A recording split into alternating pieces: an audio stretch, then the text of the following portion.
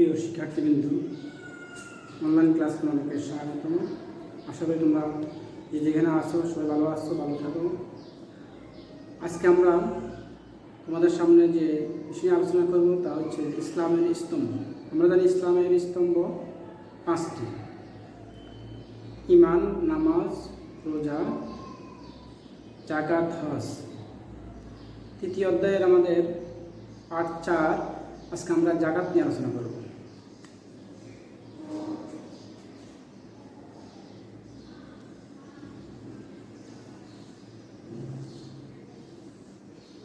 যাকাত যাকাত শব্দটি জাকিউন দ্বারা থেকে নির্গত।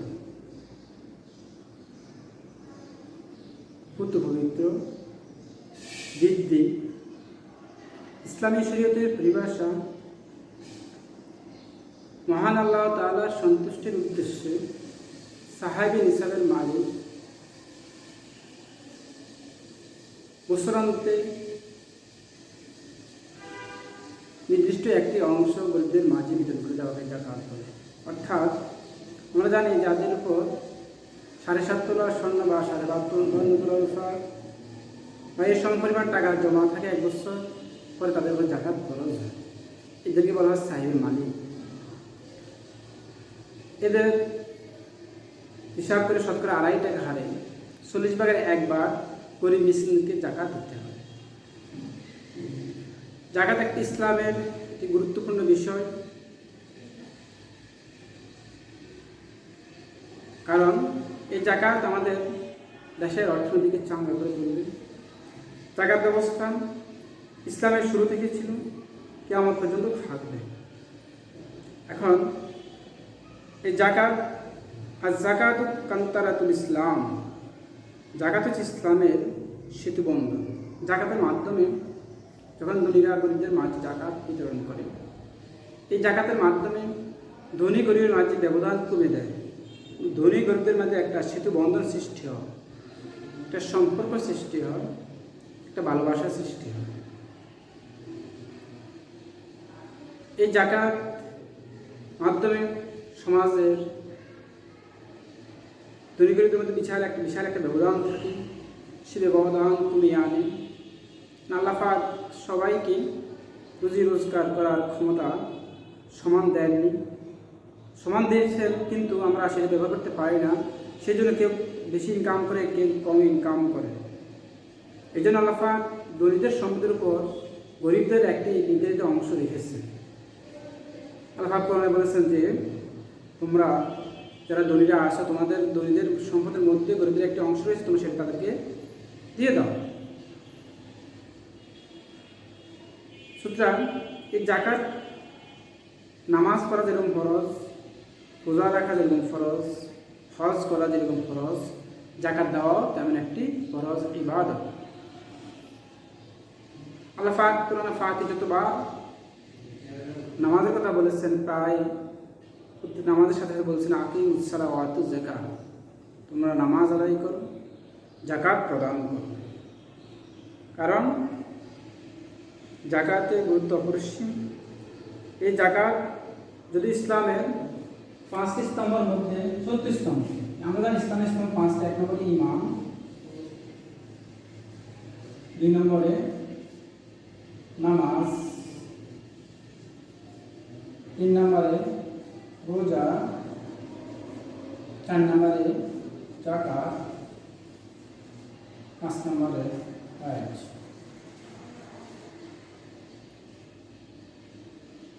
তাহলে আমরা আজকে যাকাত,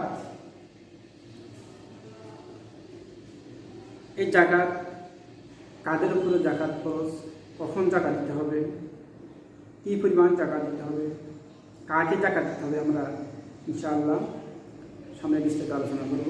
তোমরা মনোযোগ সহকারে শুনতে থাকো। আশা করি তোমাদের পরীক্ষা ভালো করতে পারবে। এই যাকাত কাদের উপর খরচ, যাকাতের মাধ্যমে কিভাবে সমাজকে উন্নত করা যায়, যাকাতের মাধ্যমে কিভাবে সমাজ থেকে বেকারত্ব দূর করা যায়, যাকাতের মাধ্যমে কিভাবে সমাজ থেকে সন্ত্রাস, চাঁদাবাজ, ছিনতাইকে দূর করা যায়, এবং নিরক্ষণ মুক্ত করা যায়, এটা আজকে আমরা ইনশাল্লাহ আলোচনা করব। আমরা প্রথমে আসি যে জাকাতের ধর্মীয় গুরুত্ব কি, সামাজিক গুরুত্ব কি। আমরা জানি আল্লাহ পাক কোরআনে পাকে বলেছেন আকিমুস সালাতুল জাকাত, মানে নামাজ আদায় করো, জাকাত প্রদান করো। তার জাকাত দেওয়া ফরজ। যে ব্যক্তির কাছে 7.5 তোলা স্বর্ণ বা 12.5 তোলা রূপা বা তার সমপরিমাণ টাকা তার ঋণ খরচ ছাড়া জমা থাকবে 1 বছর, তাহলে তার উপর জাকাত খরচ। এখন আমাদের দেশে জাকাত দেওয়ার সিস্টেম কি? আমাদের দেশে যাদের উপর জাকাত খরচ, আমরা যথাযথ নিয়মে জাকাত আদায় না করার কারণে আমাদের দেশে যুগ যুগ ধরে গরিব রয়ে গেছে, মিসকিন রয়ে গেছে, অসহায় রয়ে গেছে, বেকার রয়ে গেছে, নিরক্ষর রয়ে গেছে। কিন্তু জাকাত দেওয়ার সিস্টেমের কারণে আমাদের দেশে নিরক্ষর মুক্ত হচ্ছে না, সন্ত্রাস মুক্ত হচ্ছে না, সাধারণ মুক্ত হচ্ছে না, সমাজ শান্তি প্রতিষ্ঠা হচ্ছে না। কারণ যাদের উপর জাকাত খরচ তারা শুধুমাত্র যখনই রমজান ঈদ আসবে বা রোজা আসবে, একটি বছর পরে একটি কাপড় দিবে বা 2000 টাকা দিবে বা 1000 টাকা দিবে। এই টাকাটুকু গরিবে কখনো রাখতেই পারে না, তারা চিনি সেমাই বা নতুন কাপড় চোপড় কিনে ফেলে। কিন্তু জাকাত প্রবর্তন করা হয়েছে এই জন্য যে যেন সমাজ কোনো গরিব না থাকবে, সমাজে কোনো বেকার না থাকে। আমি যদি পরিকল্পনা করি আমার যে এলাকা, তার এলাকা যদি 50 জন সাফল ধরো, তার এলাকা 50 জন কি আছে, অসহায় আছে, তার এবিলিটি আছে 5 জনকে স্বাবলম্বী করা, তাহলে সে এমনভাবে জাকাত দিবে যে আজকে আমি এই বছর 5 জনকে স্বাবলম্বী করে তুলব, যেভাবে হোক, বিদেশ পাঠিয়ে হোক, কর্মের মাধ্যমে হোক বা ব্যবসা করার মাধ্যমে হোক, আগামী বছর এই 5 জনে জাকাত দেবে।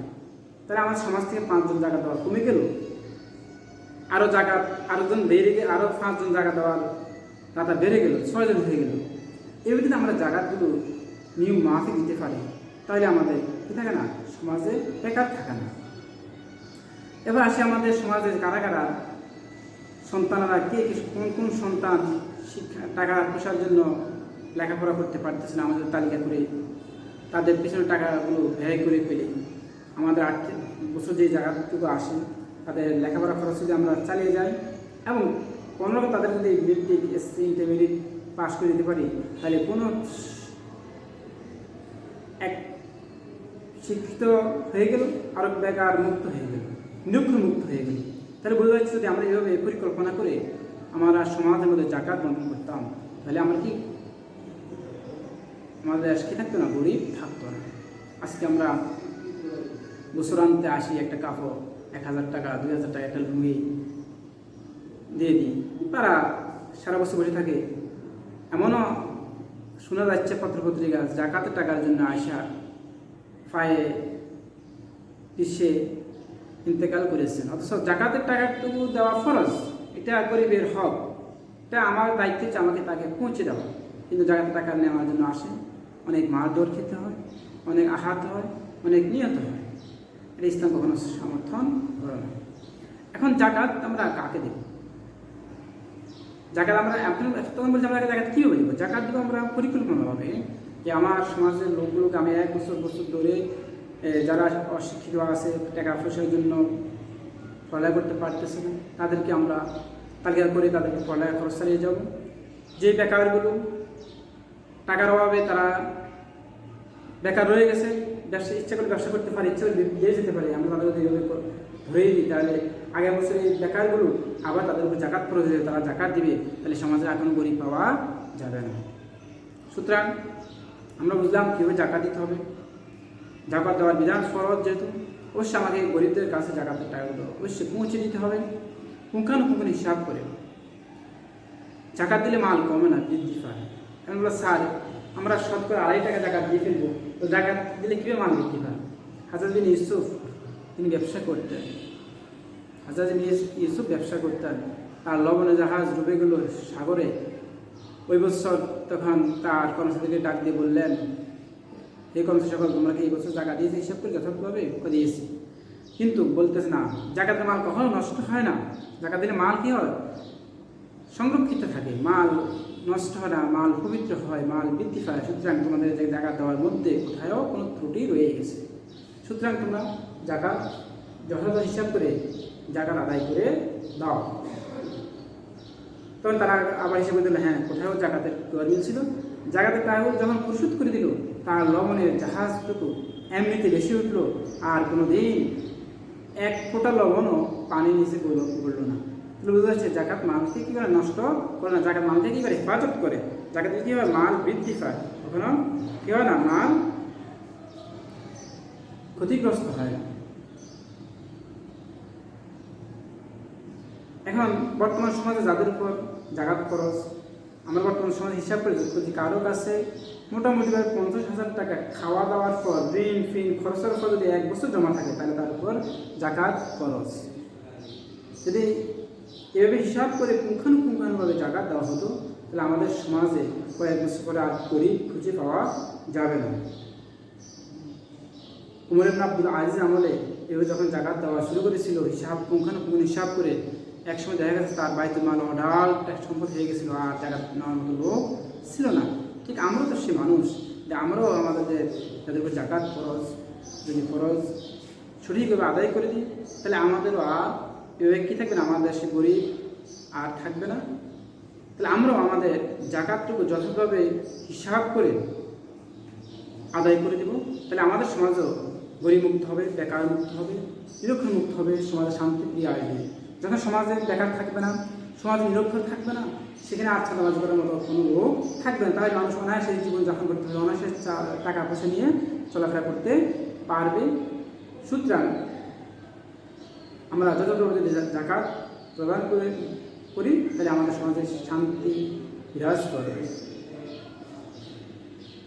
এই জাকাত ব্যবস্থা ইসলামী অর্থনৈতিক আমার সুন্দর একটা ব্যবস্থা। এই ব্যবস্থা মানুষের আমাদের দেশের অর্থনীতি চাঙ্গা করে তোলে। কারণ জাকাতের মাধ্যমে দেশের বিভিন্ন প্রান্তে, বিভিন্ন এলাকা অসহায় মানুষদের সাহায্য করা যায়। সেভাবে যদি আমরা দিয়ে থাকি, তাহলে আমাদের দেশের মানুষ অভাবমুক্ত হবে এবং তারা 4টা ডাল ভাত খেতে পারবেন। আল্লাহ পাক এর জন্য জাকাতের ব্যবস্থা করেছেন, যেন জাকাতের টাকাগুলো যেন সম্পদগুলো একজনের হাতে পুঁজিত না থাকে, যেন গরিবের কাছেও কিছু কিছু সম্পদ চলে যায়।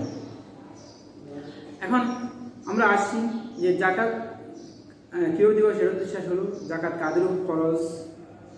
প্রাপ্তবয়স্ক মুসলমান, যাদের ঋণ ফিন ছাড়া সাহেব নিসাবের মালিক, অর্থাৎ মিনিমাম 50,000 টাকা জমা থাকবে। তারপরে সুস্থ জ্ঞানবান পাগলের উপর জাকাত খরচ নয়, নাবালকদের উপর জাকাত খরচ নয়, সুস্থ সবলের উপর জাকাত খরচ। এবং সাহেব নিসাব, এই নিসাবটা হতে সম্পদের প্রয়োজনের অতিরিক্ত। আমার যে 50,000 টাকা, এটা আমার খরচের অতিরিক্ত জমা থাকতে হবে, তাহলে আমাদের কি জাকাত খরচ হবে। এবার আসি আমরা কাদেরকে জাকাত দিই, জাকাতের গুরুত্ব কি, জাকাতের ফজিলত। একদিকে জাকাতের গুরুত্ব হচ্ছে আমাদের দেশের অর্থনীতি চাঙ্গা করে তোলে, অন্যদিকে আমার দেশের জনগণ সন্ত্রাসমুক্ত করে, সন্ত্রাসমুক্ত থাকিলেও সন্ত্রাসমুক্ত থাকে। যখন জাকাতের টাকার মাধ্যমে আমি সমাজকে নিরক্ষরমুক্ত করলাম, নিরক্ষর যখন একটা ছেলে পাস করবে, ডিগ্রি পাস করবে, তখন ওই ছেলেটা আর কখনো হাত পাততে হয় না, তখন নিজে চাকরি করে বা ব্যবসা বাণিজ্য করে নিজে চলতে পারবে। তাহলে সমাজ যদি নিরক্ষরমুক্ত না থাকে, বেকার না থাকে, তাহলে সমাজে চাঁদাবাজি বা সন্ত্রাস করার মতো লোক থাকবে না, সমাজ অনায়াসে এমনিতে শান্তিতে এসে যাবে। সুতরাং আমরা আমাদের জাকাত ব্যবস্থাকে সুন্দর করে প্রদান করব। কেমন আল্লাহ রাব্বুল আলামিন বলেছেন, খুযু মিন আমওয়ালিহিম সাদাকাতান তুতাহহিরুহুম ওয়া তুযাক্কিহিম বিহা। আপনি তাদের ধন সম্পদের থেকে সাদকা জাকাত গ্রহণ করুন এবং এর মাধ্যমে আপনি তাদের সম্পদকে পবিত্র পরিশোধিত করুন। সূরা আত-তাওবা 103 নম্বর আয়াতে আল্লাহ পাক বলেন যে তোমরা রাসূলকে বলা হয়েছে তাদের থেকে জাকাত গ্রহণ করে তাদের সম্পদগুলোকে পবিত্র করুন। সুতরাং আমাদেরকে জাকাত দেওয়ার মাধ্যমে আমাদের সম্পদ করতে হবে, পবিত্র করতে হবে। এখন আমরা জাকাত কাকে দিব? জাকাত দেওয়ার খাত আছে। আল্লাহ পাক কোরআনে বলেছেন জাকাত দেওয়ার খাত 8টি। কয়টি? 8টি। 1 নম্বর গরিব। একটা বলছি গরিব, 2 নম্বর হচ্ছে মিসকিন। 1 নম্বরে গরিব, 2 নম্বরে মিসকিন,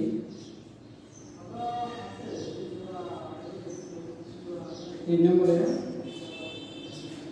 1 নম্বর গরিব, 2 নম্বর মিসকিন, জাকাত আদায়ের কর্মচারী, জাকাত আদায়ে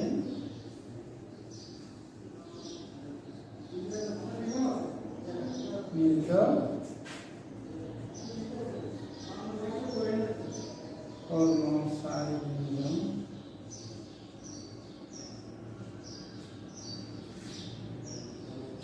অমুসলিমদের মঞ্জুর করার জন্য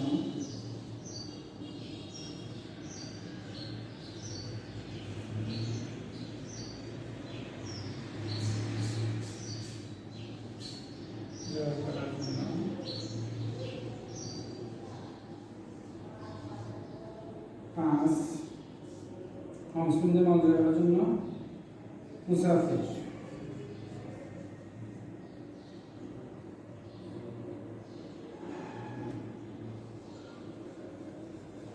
মুসাফির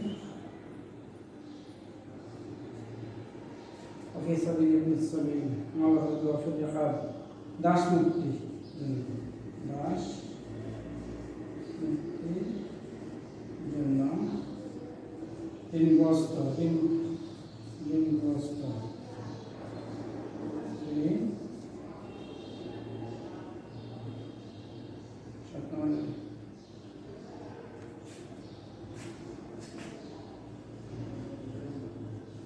ঋণগ্রস্ত,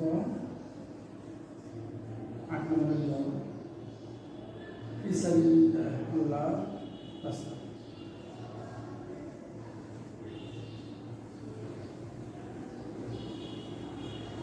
আল্লাহর রাস্তা।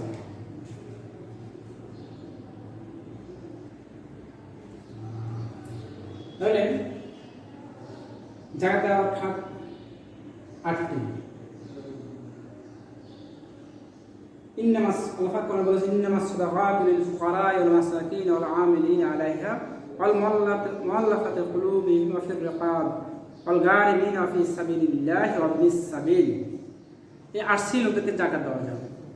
গরিব, মিসকিন, আমরা সাল গরিব কারা, ফকির, আমরা তাদেরকে ফকির বলি, যাদের কিছু সম্পদ আছে ফরজের তুলনা কম। সাপোজ ধরো সে বেতন পায় 10,000 টাকা, কিন্তু তার মাসিক মৌলিক খরচ 15,000 টাকা বা 12,000 টাকা মৌলিক খরচ, বিলাসী টাকা, তাহলে তার 2,000 টাকা শর্ট আছে, ওই দুটোকে জাকাত দেওয়া যাবে। গরিব, এগুলো গরিব। মিসকিন নিঃস্ব, যাদের কোনো সম্পদ নেই, তাদের জাকাত দেওয়া হবে। মুআল্লাফাতি কুলুবিহিম, জাকাত আদায়ে নিয়োজিত কর্মচারীগুলো, যারা জাকাত আদায়ের জন্য কর্মচারী নিয়োগ করে ওই সমস্ত লোকদেরকে জাকাত দেওয়া যাবে।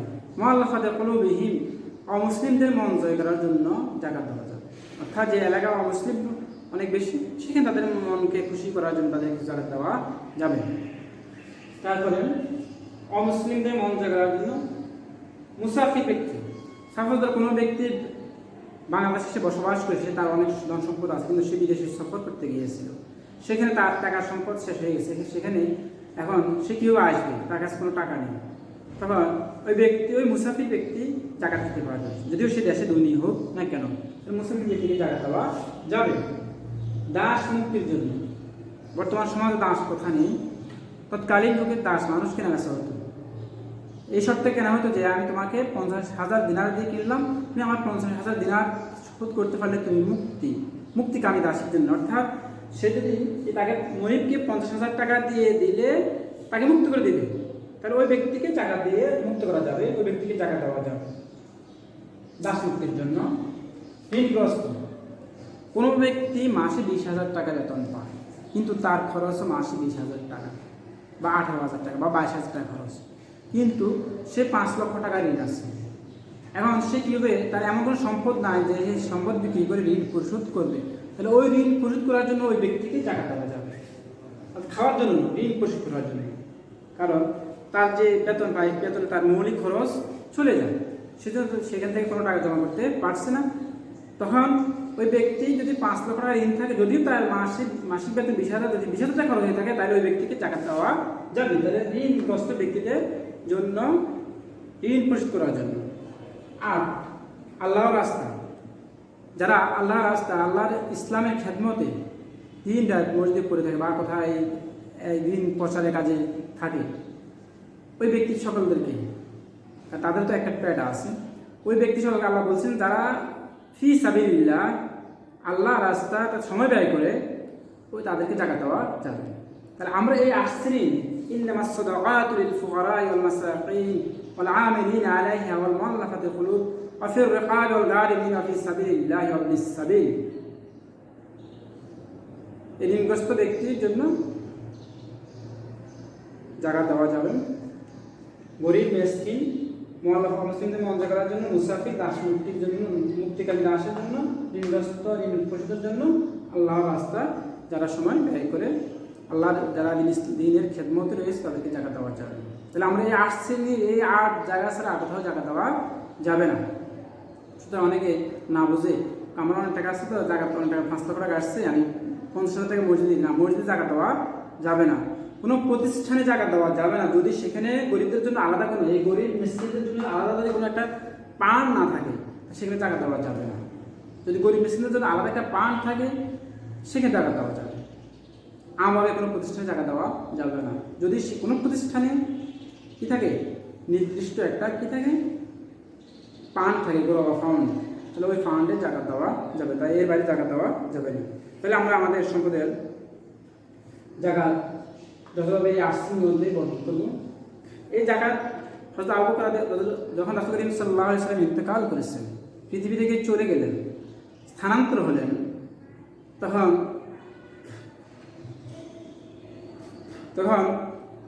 কিছু অমুসলিম জাকাতকে অস্বীকার করলেন। হযরত আবু বকর রাদিয়াল্লাহু আনহু, তিনি খিলাফত মুসলমানদের প্রথম খলিফা, তখন তিনি বললেন, রাসূলের জামানা যারা একটা ছাগলের রশিও জাকাত দিত, আজকে দিতে অস্বীকার করলে আমি তাকে বিরুদ্ধে যুদ্ধ ঘোষণা করবো, অর্থাৎ জাকাত দিতেই হবে, কারণ নামাজের খরচ, জাকাতও সেরকম খরচ। হযরত আবু বকর রাদিয়াল্লাহু জাকাত, যারা জাকাত দিতে অস্বীকার করবে তাদের বিরুদ্ধে যুদ্ধ ঘোষণা করেছেন। তাহলে বোঝা যাচ্ছে জাকাত কেমন একটা গুরুত্বপূর্ণ ইবাদত। সুতরাং আমরা যথাযথভাবে জাকাত দিব। আর আমরা আমাদের ফসল জাকাত দিব ওসর হলো সেচবিহীন জমিতে, যেখানে বৃষ্টির পানিতে, বর্ষার পানিতে ধান হইলে ওইখানে আমরা দেব 1/10, 10 ভাগের 1 ভাগ, অর্থাৎ 40 কেজিতে 4 কেজি। আর যেখানে আমরা কৃত্রিম উপায়ে পানি সেচ দিয়ে ফসল উৎপাদন করব, সেখানে আমরা জাকাত দিব 1/20, অর্থাৎ 20 ভাগের 1 ভাগ, অর্থাৎ 40 কেজিতে 2 কেজি। এলো ফসলের জাকাত। সুতরাং আমরা যদি জাকাত না দেওয়া হয়, কিয়ামতের ময়দানে আল্লাহ পাক ওই তার সম্পদগুলোকে তার ছেকা দিয়ে, তার ফাজরের ছেকা দিবেন। আল্লাহ পাক সূরা আত-তাওবার 34 নম্বর আয়াতে বলেন, যারা স্বর্ণ রূপা জমা করে রাখে এবং আল্লাহর পথে খরচ করে না, তাদের কঠিন শাস্তির সংবাদ দিন। সূরা আত-তাওবা। সুতরাং বোঝা যাচ্ছে যে যারা সম্পদ জমা করে জাকাত দিবে না, তাদের জন্য আল্লাহ পাক কঠিন শাস্তি নির্ধারণ করেছেন। আল্লাহ পাক যেন আমাদেরকে সকল যাদের উপর জাকাত খরচ, যেন আমরা সবাই জাকাত দিতে পারি, আমরা সেই চেষ্টাই করব। এবং জাকাত দেওয়ার যে সঠিক নিয়ম, জাকাত দেওয়ার যে সঠিক বিধান, আমরা সুন্দরভাবে আদায় করব এবং যেখানে যেখানে জাকাত দেওয়া দরকার আমরা সেখানে জাকাত দেব। বছর আনতে শেষ, যখন আমরা যেই তারিখ থেকে জাকাত দেওয়া শুরু, এখন একটা মাসলা রয়ে গেছে যে স্যার আমার বছরের শুরুতে জাকাতে নিসাবে জাকাত ছিল, বছর শুরুতে ছিল, মাঝে নাই, মাঝে নিসাব শেষ, আবার শেষে আছে। যদি শুরুতে থাকে, মাঝে না থাকে, শেষে আবার থাকে, তাহলে তাকে জাকাত দিতে হবে। শুরুতে ছিল, শেষে নাই, মাঝেও ছিল কিন্তু শেষে নাই, তাহলে তার জাকাত দিতে হবে না। কথা ক্লিয়ার? তাহলে বোঝা যাচ্ছে যে যাদের উপর জাকাত ফরজ, যদি বছরের শুরুতে তারা তার কাছে 5 লক্ষ টাকা ছিল, কিন্তু মাঝামাঝি দৃষ্টি আসে তার কাছে 20,000 টাকা আছে, মাস শেষে তার কাছে টাকা 20,000 টাকা আছে, টাকা নেই, তাহলে তার জাকাত ফরজ নয়। কিন্তু যদি 5 লাখ টাকা তার কাছে শুরুতে 7 লাখ থাকে, মাঝখানে 2 লাখ, আবার লাস্টে যে 7 লাখ হয় বা 5 লাখ হয়, তাদের জাকাত দিতে হবে। অর্থাৎ নিসাবের পরিমাণ সম্পদ যদি লাস্টে থাকে তাকে অবশ্যই জাকাত দিতে হবে। শুরু এবং শেষ থাকলে জাকাত অবশ্যই দিতে হবে। আর যদি শুরুতে আসে, মাঝেতে নেয়, শেষে নেয়, তাহলে তার উপর জাকাত খরচ হবে না। আল্লাহ আমাদের সবাইকে সঠিকভাবে জাকাত দেওয়া যেন আমরা জাকাত দিতে পারি, সবাই আমরা বলি আমিন। এবং আল্লাহ আমরা যেখানে আসি, আল্লাহ আমাদের যেন সুস্থ রাখি এই মহামারী করোনাকালীন সংকটময় মুহূর্তে। আল্লাহর কাছে আমরা ফানা চাই, আল্লাহ যেন আমাদের সবাইকে সুন্দর, সুস্থ, সবল রাখি। এই প্রত্যাশা রেখে আজকে আমরা কিছুক্ষণের মধ্যে আমাদের ক্লাস ইতিটা আনবো। কিছুক্ষণের মধ্যে আমাদের ক্লাস ইতিটা আনবো। তাহলে আগামী ক্লাস পর্যন্ত তোমাদের